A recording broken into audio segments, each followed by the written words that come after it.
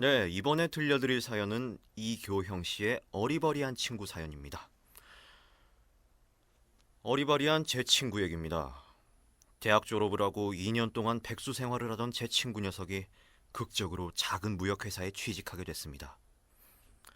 첫 출근을 한 날 사장님이 이 친구를 사장실로 불렀습니다. 문제는 사장님이 혀가 많이 짧으셨는데요. 이 친구가 사장님 말씀을 잘 알아듣지 못했다는 겁니다. 우리 회사가 직원은 몇 안 되지만 분위기가 가족 같은 회사입니다. 그리고 신입사원이 들어오면 내가 꼭 지켜보는 게 하나 있어요. 자네, 내 자리에 잠깐 앉아보게. 내 말 뜻 못 알아듣나? 내 자리에 잠깐 앉아보라고. 네? 사장님, 제가 어떻게 감히... 괜찮아. 어서 내 자리에 앉아보게. 내 자리에 앉아보게. 친구는 하늘 같은 사장님의 지시라 할 수 없이 사장님의 오른쪽 다리에 살짝 걸쳐 앉았습니다. 사장님께서는 아니, 자네 이게 무슨 짓인가? 내 자리에 앉으랬더니 왜 무릎에 앉아? 내 다리에 앉으라고, 내 다리에. 아, 죄송합니다. 저기 저 내 다리에 앉으라고, 내 다리에. 의자에 앉으라고, 의자에. 내 자리에. 사장님의 자리인 의자에 앉아보라 한 걸 그 친구가 잘못 알아들은 거죠. 얼굴이 홍당무가 돼서 사장님이 자리에 앉자 하시는 말씀. 이 회사는 내 회사다 하는 주인인직을 가져달라는 의미입니다. 알겠습니까? 네, 명심하겠습니다. 다음 날 사장님은 직원들을 집으로 초대하셨습니다. 일종의 신입사원 환영회였죠. 술상 앞에 앉아 주거니 받거니 술잔이 오갈 때 갑자기 사장님이 사모님을 불렀습니다. 여보, 이리 좀 와봐. 우리 똥 어딨어? 화장실에 있어요. 왜요? 이 친구가 새로 들어온 신입사원인데 한번 보여주려고. 자네 우리 똥 한번 볼래나? 네? 사장님 똥을요? 순간 안색이 변했어요. 친구 녀석은 사장님 눈밖에 나면 또다시 지겨운 백수 생활을 해야 한다는 위기감에 큰 소리로 말했습니다. 사장님 똥 보고 싶습니다. 오늘 이렇게 사장님 댁에 와서 사장님 똥을 볼 수 있게 돼서 정말 영광입니다. 사장님 똥은 위대합니다. 정적이 흘렀어요. 그때 강아지 한 마리가 화장실에서 뛰어나왔습니다. 사장님이 가리킨 말은 쫑이었습니다. 그렇게 그 친구 녀석은 한동안 혀짧은 사장님과 블랙홀에 빠져 혼돈과 갈등을 겪으며 힘든 신입사원 시절을 보내야 했습니다. 최 선생님의 안내. 요즘 제가 목 디스크 때문에 치료를 받고 있습니다. 물리치료실에 들어가면 많은 분들이 재활운동을 하고 있는데 물리치료사님이 옆에서 도움을 주고 계십니다. 그중 서글서글한 성격에 열정적이고 환자를 생각할 줄 알지만 암내가 심한 물리치료사님이 계십니다. 최 선생님이 환자와 운동을 할 땐 치료실 안에 최 선생님의 목소리가 쩌렁쩌렁 울립니다. 자, 철수씨, 팔을 이렇게 팔을 만드시고. 환자는 숨을 쉴 수가 없습니다.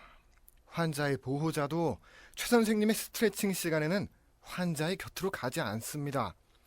환자 입장에서 차마 대놓고 암내가 난다고 말할 수도 없고 그저 숨을 참고 재활운동을 할 수밖에 없어요. 그렇게 숨을 오래 참아서 얼굴 표정이 일그러지면 좋습니다. 그렇게 필사적으로 재활을 하시면 되는 거예요. 자, 하나만 더 합니다. 하나만 더. 선생님은 환자분의 썩은 표정을 재활에 대한 의지로 착각하고 더욱 열정적으로 팔을 올렸다 내렸다 합니다. 악순환이 반복되죠.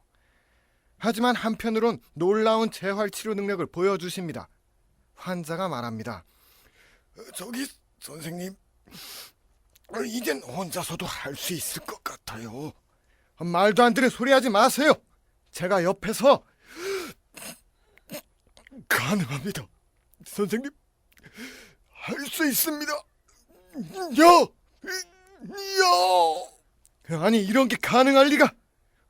이럴 리가 없는데. 정말 대단하십니다. 저는 이제 혼자 가능합니다. 어서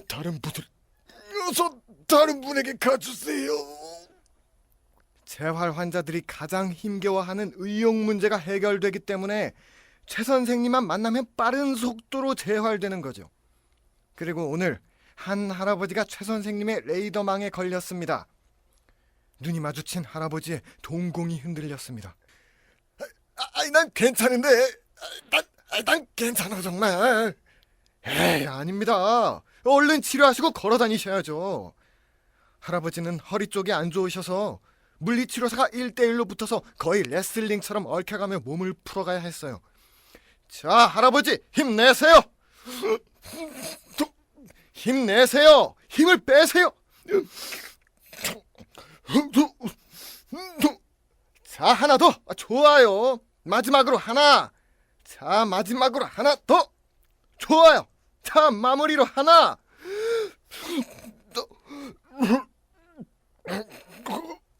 최 선생님의 겨드랑이가 열렸다 닫혔다 할 때마다 할아버지의 표정도 죽었다 살았다를 반복했어요. 그때 최 선생님의 겨드랑이가 할아버지의 코를 덮치는 초유의 사태가 발생했어요. 허리가 안 좋으셨던 할아버지는 용수철처럼 상체를 튕겨서 최 선생님을 밀어내며 그만해! 네 겨드랑이에서 똥내나 죽겠다고! 누구도 하지 못했던 말을 충격받은 선생님은 도망치듯 물리치료실을 나가버렸어요. 할아버지는 미안한 표정을 지으셨고 주위의 아줌마 아저씨들이 할아버지를 위로해 주셨습니다. 괜찮아요. 누군가는 했어야 될 말이에요. 과연 내일 최 선생님을 다시 볼 수 있을까요? 란 사연이었네요. 자, 이번 사연은요. 익명으로 들어왔네요. 언니는 발냄새가 심해요. 아주 독하죠. 썩었어요. 얼마나 심한지 언니가 신발을 벗으면 언니 본인까지 아이씨, 내 발냄새 때문에 내가 짜증나. 심지어 아빠가 술 먹고 들어왔다가 언니의 신발 냄새 때문에 오바이트 한 적 있어요. 작년 7월 언니가 결혼식에 갔어요.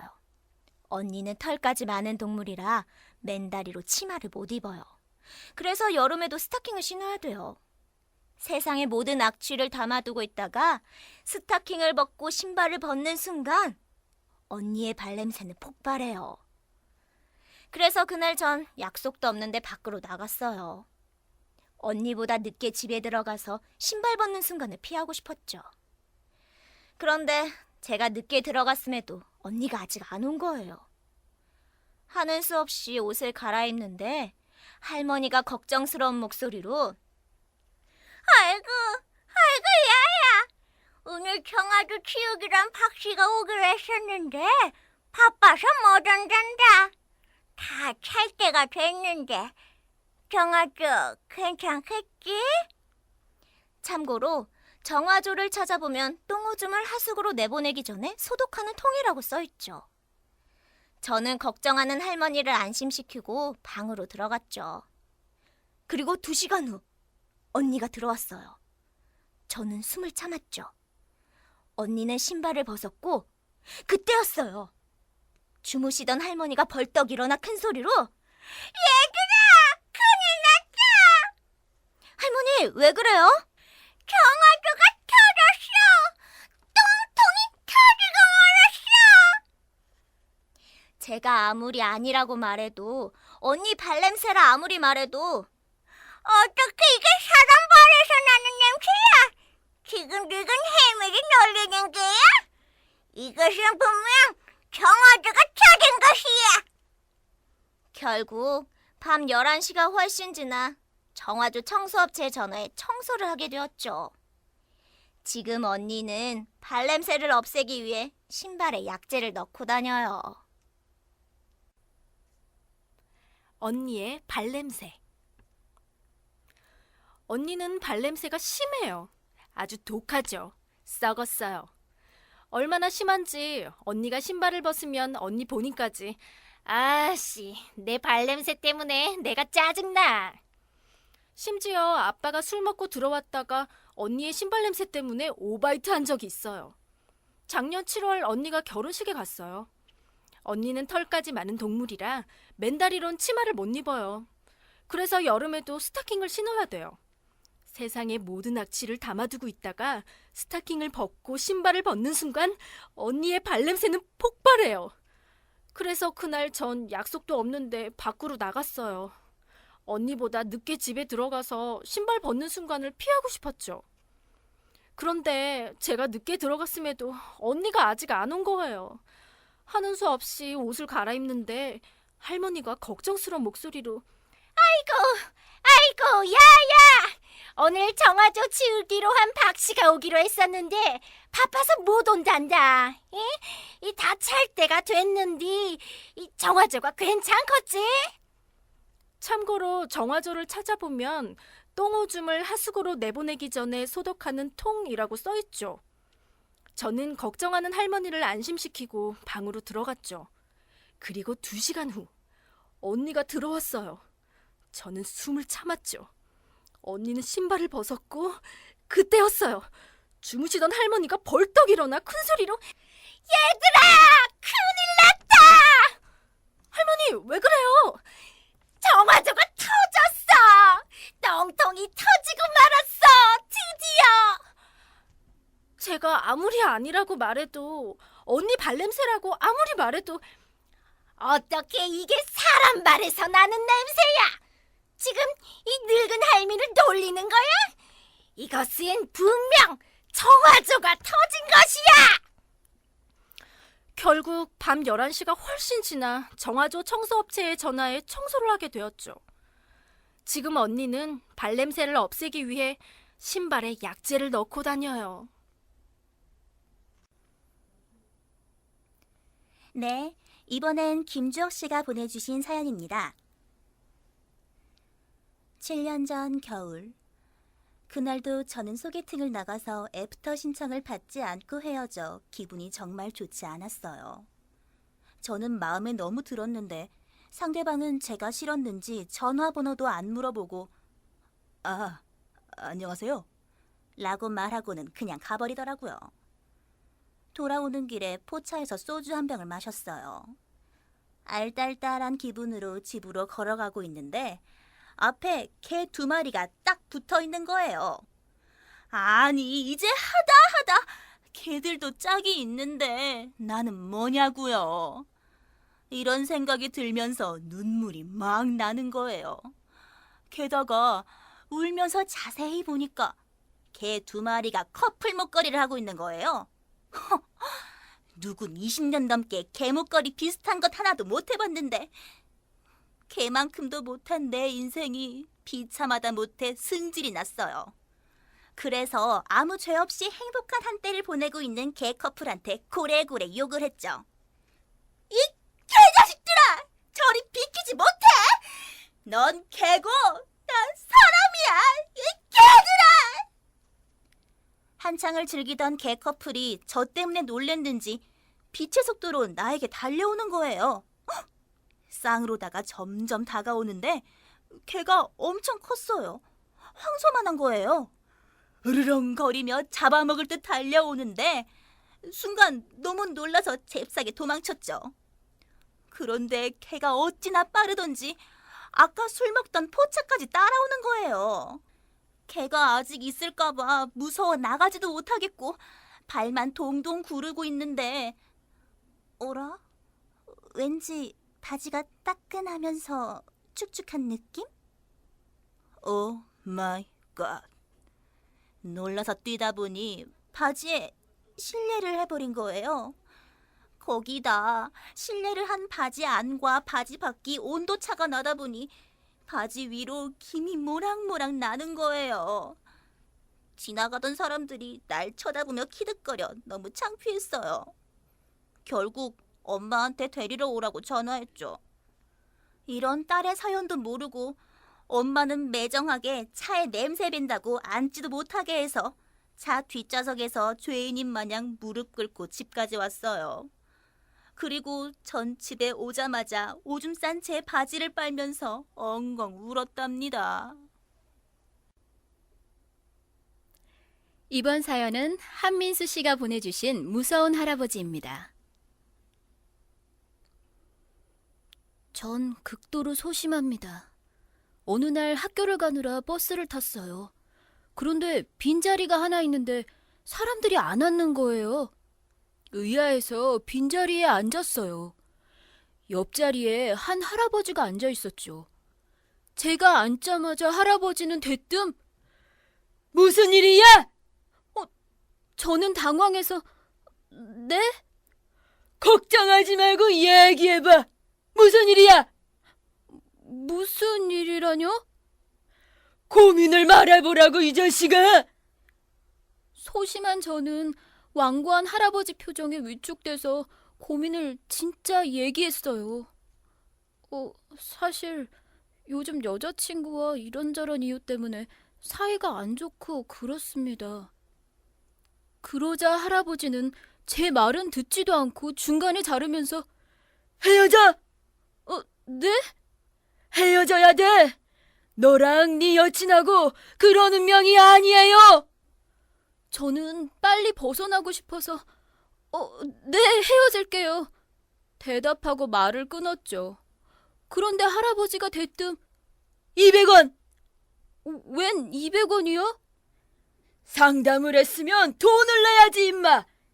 여기 자릿세가 100원, 상담이 100원, 합쳐서 200원. 싸게 해주는 거야? 할 수 없이 할아버지 포스에 눌려 200원을 드렸습니다. 그러자 할아버지는 비켜! 일어나 이제! 저를 자리에서 밀쳐냈습니다. 사람들이 일어선 이유를 알겠습니다. 모두들 안타깝게 쳐다봤습니다. 그렇게 서서 가는데 할아버지 혼잣말이 들렸습니다. 에이, 정말 오늘 장사가 안 되네. 이거 발품을 팔아야겠어. 뒤에 앉아있던 사람이 내리자마자 그곳으로 가더니 옆 사람한테 다짜고짜 무슨 일이야? 제가 내릴 때까지 고민을 상담해 주시더라고요. 그리고 할아버지 상담 때문인지 전 여친이랑 헤어졌어요. 지금 따끈따끈한 사연이 막 하나 올라왔네요. 이교영 씨의 어리버리한 친구입니다. 어리버리한 제 친구 얘기입니다. 대학 졸업을 하고 2년 동안 백수 생활을 하던 제 친구 녀석이 극적으로 작은 무역회사에 취직하게 되었습니다. 첫 출근을 한 날 사장님이 이 친구를 사장실로 불렀습니다. 문제는 사장님이 혀가 많이 짧으셨는데요. 이 친구가 사장님 말씀을 잘 알아듣지 못했다는 겁니다. 우리 회사가 직원은 몇 안 되지만 분위기가 가족 같은 회사입니다. 그리고 신입사원이 들어오면 내가 꼭 시켜보는 게 하나 있어요. 자네 내 다리에 잠깐 앉아보게. 내 말든 못 알아듣나? 내 다리에 잠깐 앉아보라고. 네? 사장님, 제가 어떻게 감히... 괜찮아.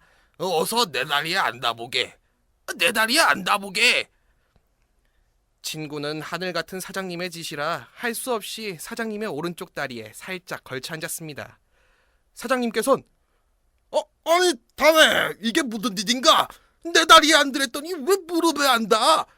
내 다리에 앉으라고. 내 다리에. 죄송합니다. 저기 저 내 다리에 앉으라고. 내 다리. 의다. 의다에 앉으라고. 의다에. 내 다리. 사장님의 자리인 의자에 앉아보라 한 걸 그 친구가 잘못 알아들은 거죠. 얼굴이 홍당무가 돼서 사장님이 자리에 앉자 하시는 말씀. 이 회사는 내 회사다 하는 두인 의직을 가져달라는 의미입니다. 알겠습니까? 네, 명심하겠습니다. 다음 날 사장님은 직원들을 집으로 초대하셨습니다. 일종의 신입사원 환영이었죠. 술상 앞에 앉아 주거니 받거니 술잔이 오갈 때 갑자기 사장님이 사모님을 불렀습니다. 여보, 이리 좀 와봐. 우리 똥 어딨어? 화장실에 있어요. 왜요?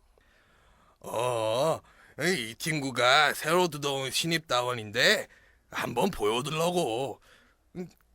자네 우리 똥 한번 볼래나? 네? 사장님 똥을요? 순간 안색이 변했어요. 친구 녀석은 사장님 눈밖에 나면 또다시 지겨운 백수 생활을 해야 한다는 위기감에 큰 소리로 말했습니다. 사장님 똥 보고 싶습니다. 오늘 이렇게 사장님 댁에 와서 사장님 똥을 볼 수 있게 돼서 정말 영광입니다. 사장님 똥은 위대합니다. 정적이 흘렀어요. 그때 강아지 한 마리가 화장실에서 뛰어나왔습니다. 사장님이 가르친 말은 쫑이었습니다. 그렇게 그 친구 녀석은 한동안 혓짧은 사장님과 블랙홀에 빠져 혼돈과 갈등을 겪으며 힘든 신입사원 시절을 보내야 했습니다.